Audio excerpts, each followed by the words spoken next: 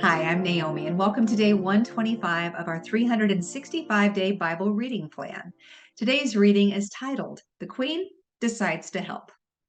We'll be reading Esther chapter 4, verses 1 through 17 in the New Living Translation. When Mordecai learned about all that had been done, he tore his clothes, put on burlap and ashes, and went out into the city, crying with a loud and bitter wail.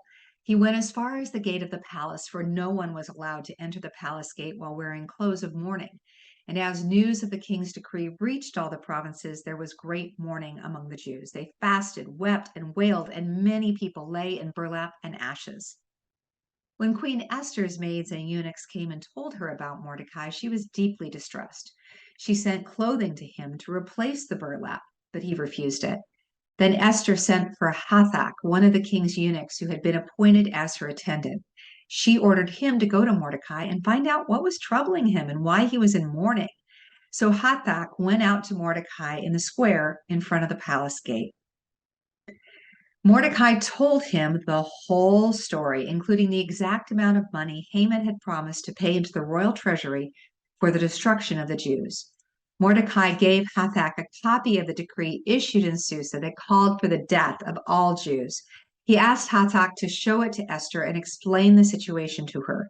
He also asked Hathach to direct her to go to the king to beg for mercy and plead for her people.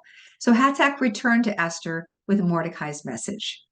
Then Esther told Hathach to go back and relay this message to Mordecai. All the king's officials and even the people in the provinces know that anyone who appears before the king in his inner court without being invited is doomed to die unless the king holds out his gold scepter. And the king has not called for me to come to him for 30 days. So Hathach gave Esther's message to Mordecai. Mordecai sent this reply to Esther. Don't think for a moment that because you're in the palace, you will escape when all other Jews are killed. If you keep quiet at a time like this, deliverance and relief for the Jews will arise from some other place, but you and your relatives will die. Who knows if perhaps you were made queen for such a time as this? Then Esther sent this reply to Mordecai. Go and gather together all the Jews of Susa and fast for me.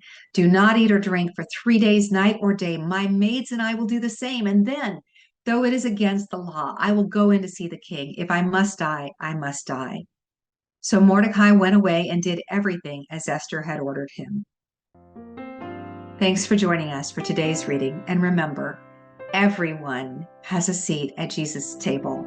We hope you'll find your story and purpose in God's story.